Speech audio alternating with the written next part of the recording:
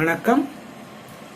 நாம் இன்று industries disputes act 1947 தொழில் தகராறுகள் சட்டம் 1947 இப்போது நாம மிஸ்காண்டக்ட் அண்ட் டொமஸ்டிக் என்கொயரி இது செக்ஷன் 33 சப்செக்ஷன் 2B குறிப்பிட்டிருக்காங்க.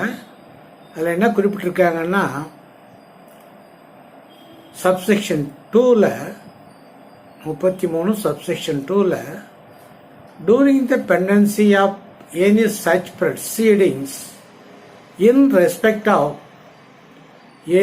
an industrial dispute, the employer may, in accordance with the standing orders applicable to a workman concerned in such dispute, or where there are no such standing orders, in accordance with the terms of the contract, whether express or implied, between him and the workman.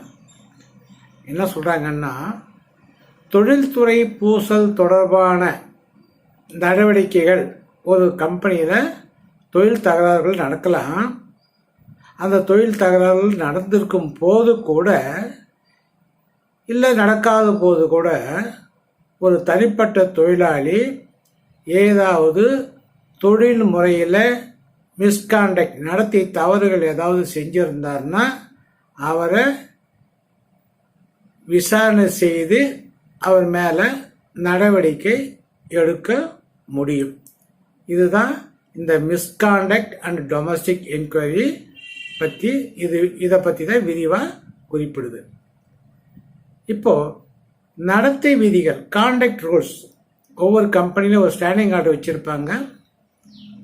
அந்த rules obey பண்ணி தான் எல்லா தொழிலாளியும் அங்கே வேலை பார்க்கணும். அந்த contact நடத்தை விதிகள் என்னன்றதை பார்ப்போம். தொழிலாளிகள் எப்பவுமே அந்த தொழிற்சாலையில் நேர்மையாகவும் நியாயமானவும் டெடிகேட்டட் சர்வீஸ், தொழில் அர்ப்பணிப்போடும் ஒரு தொழிலை செய்ய வேண்டும். இன்வால்மெண்ட்டோட ஒரு தொழிலை செய்ய வேண்டும்.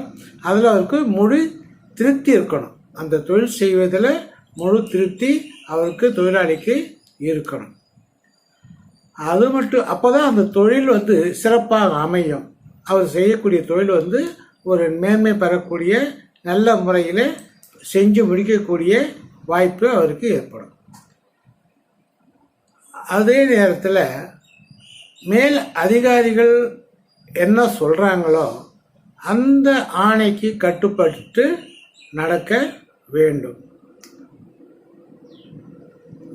இந்த ஒவ்வொரு தொழிலாளியும் அவர் செய்யக்கூடிய பணியினை கண்காணிக்கக்கூடிய பொறுப்பு அவரை கண்காணிக்கக்கூடிய ஒரு சூப்பர்வைசருக்கு உண்டு.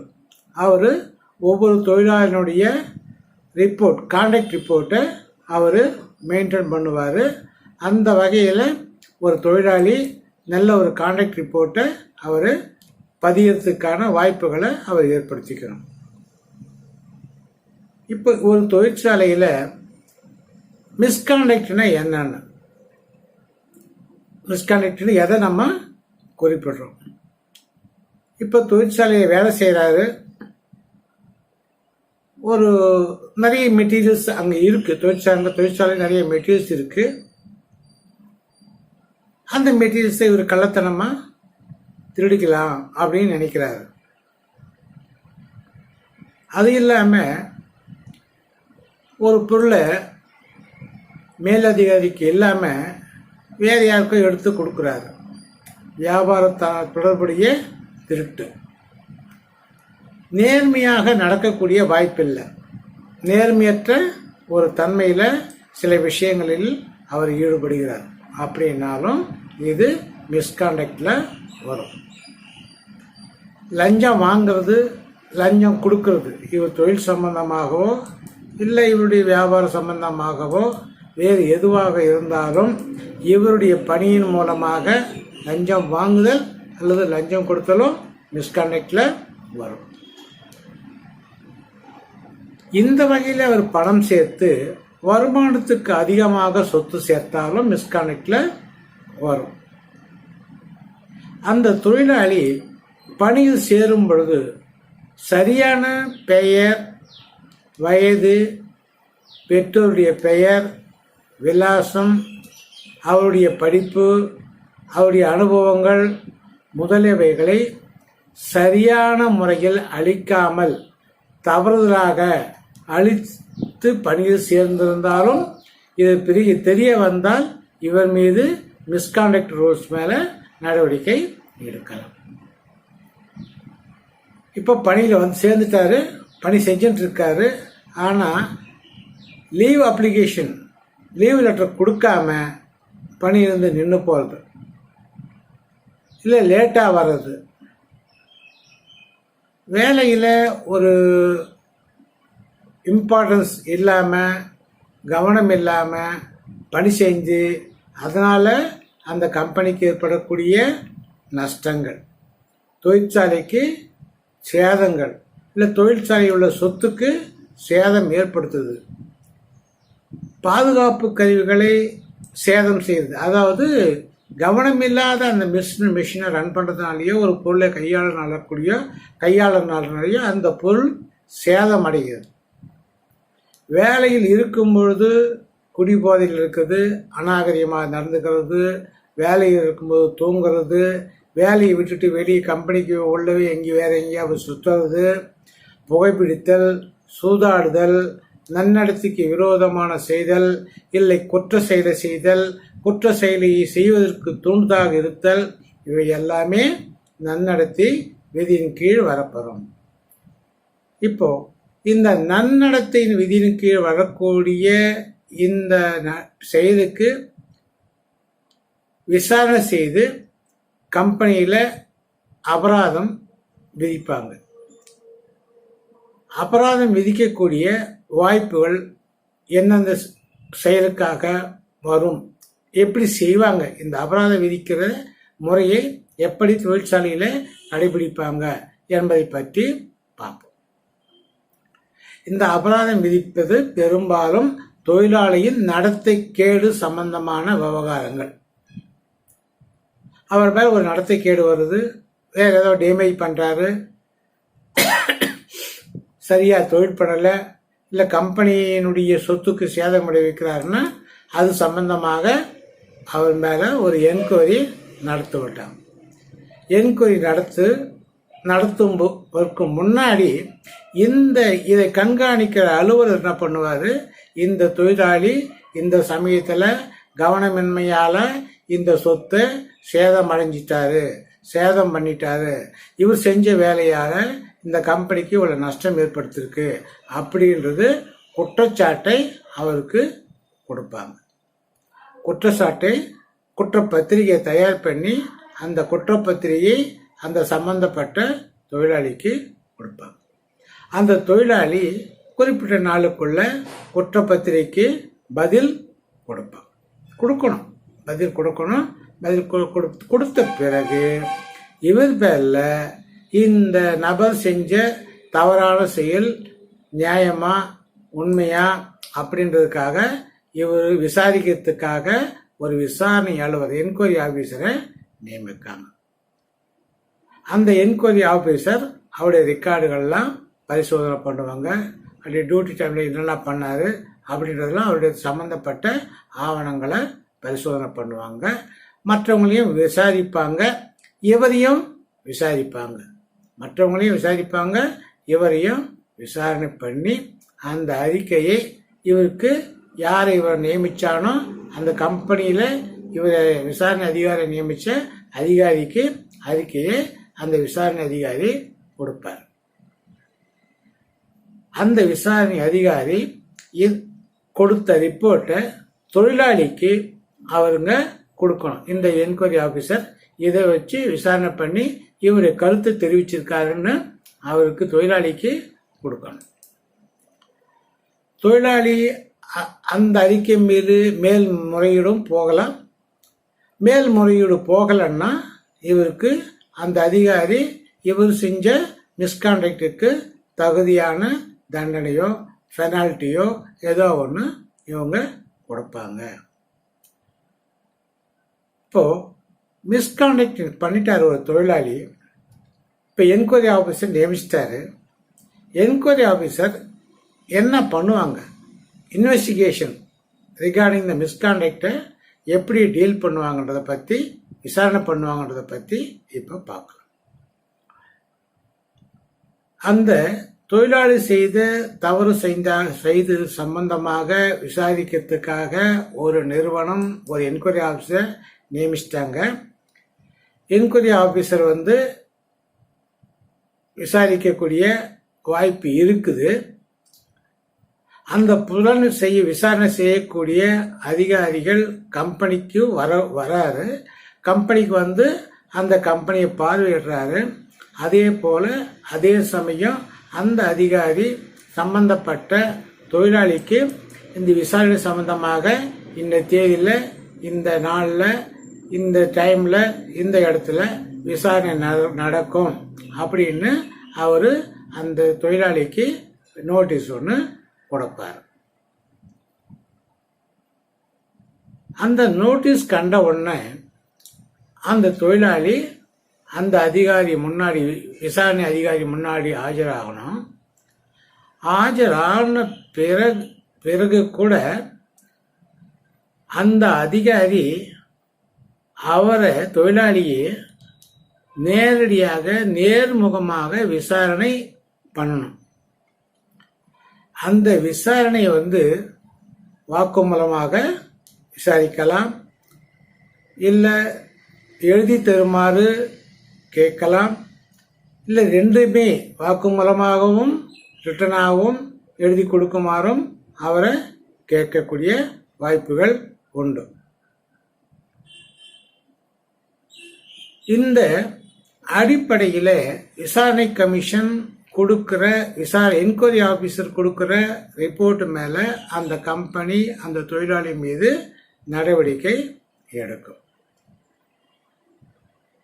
ஆனால் இந்த தொழிலாளி மீது குற்றவியல் நடவடிக்கை மேற்கொள்ளப்பட்டு குற்றவியல் தீர்ப்பு வழங்கப்பட்ட பிறகு இந்த என்கொயரியை பண்ண வேண்டிய அவசியம் இல்லை.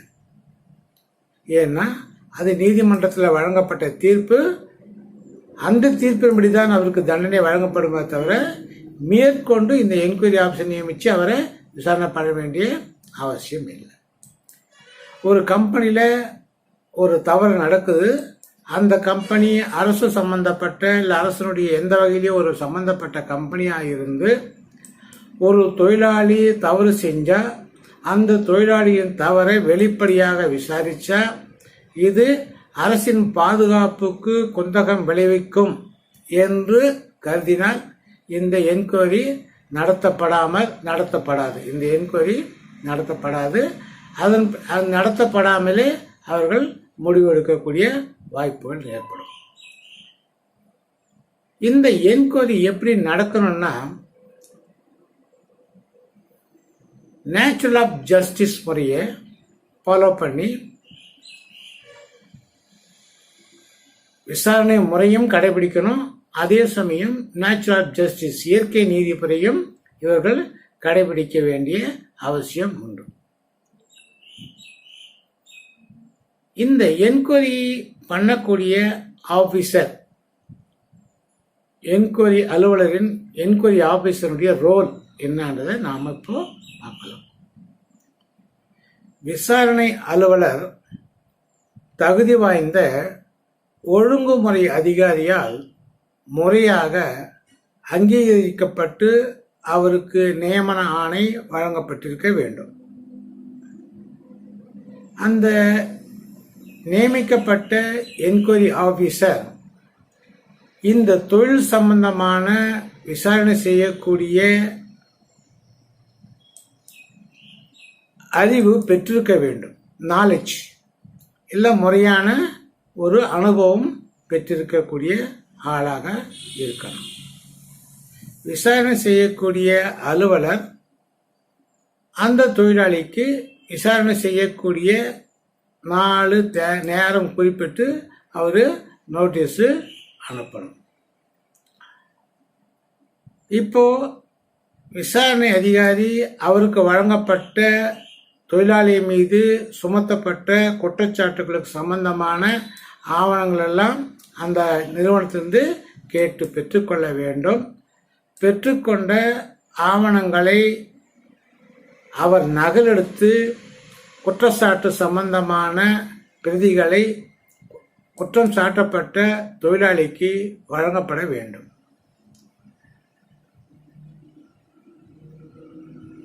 என்கொயரி ஆபீசர்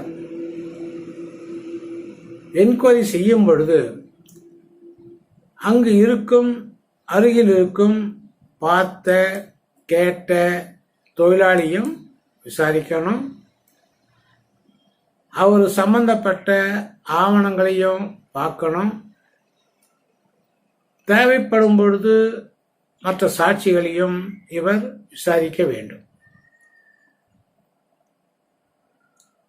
இவர்கள் சாட்சி விசாரிக்கும் பொழுது சாட்சி கூறியபடி அந்த வார்த்தைகளை பதிவு செய்து அவருடைய கையொப்பம் பெற்று அதை அந்த நகலை குற்றம் சுமத்தப்பட்ட தொழிலாளிக்கும் வழங்கப்பட வேண்டும். இவரும் அந்த ஃபைலில் இதை கோப்பில் பாதுகாக்கப்பட வேண்டும். ஒரு சாட்சியை விசாரிக்கிறோம் அப்படின்னா அந்த சாட்சியை எதிர்கேள்வி கேட்கக்கூடிய வாய்ப்பு, அவரை விசாரணை செய்யக்கூடிய குறுக்கு விசாரணை செய்யக்கூடிய வாய்ப்பு அந்த தொழிலாளிகளுக்கும் வழங்கப்பட வேண்டும்.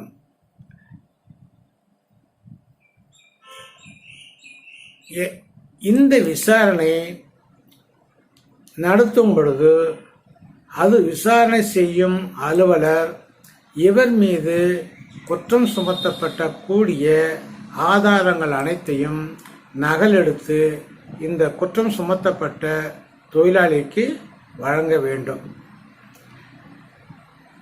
குற்றம் சுமத்தப்பட்ட தொழிலாளி வாக்குமூலமாகவோ இல்லை எழுத்து மூலியமாகவோ கொடுக்கும் பொழுது அவர் கையொப்பமிட்டு கொடுக்க வேண்டும். விசாரணை செய்யக்கூடிய அலுவலர் விசாரணையை தன்னுடைய பொறுப்பை வேறு ஒரு நபரிடம் கொடுத்து விசாரணை செய்யுமாறு செய்யக்கூடாது. விசாரணை செய்யக்கூடிய அலுவலர் தொழிலாளி விசாரிக்கிறாரு, சாட்சிகளை விசாரிக்கிறாரு, ஆவணங்களை பரிசீலிக்கிறாரு. இவ்வளவும் பரிசீலனை செய்த பிறகு இவர் தம் சொந்த நிலையிலே சொந்தமாக தீர்ப்பை வழங்க வேண்டும். ஆனால் அந்த தீர்ப்பினுடைய காரணத்துக்கு, இந்த தீர்ப்பு கொடுக்கக்கூடிய காரணத்துக்கான விவரங்களையும் இந்த தீர்ப்பில் கொடுக்க வேண்டும். சரி, விசாரணை நேர்மையாக நடக்கல, பயாஸ் ஆகுது அப்படின்னா அவர் விசாரணை அதிகாரியினுடைய நிலை என்ன அப்படின்னா, அவர் விசாரணை அலுவலர் குறைபாடு உடைய நிலையிலே அவரை நியமிக்கப்பட்டால், தகுதி வாய்ந்தவராக விசாரணை செய்யக்கூடிய தகுதி வாய்ந்தவராக அவர் இல்லாதிருக்கும் பட்சத்தில் அவரையே விசாரணை அதிகாரியாக நியமிக்கப்பட்டிருந்தால் அதுவும் குறைபாடுடைய விசாரணை கமிஷனாக அமையும்.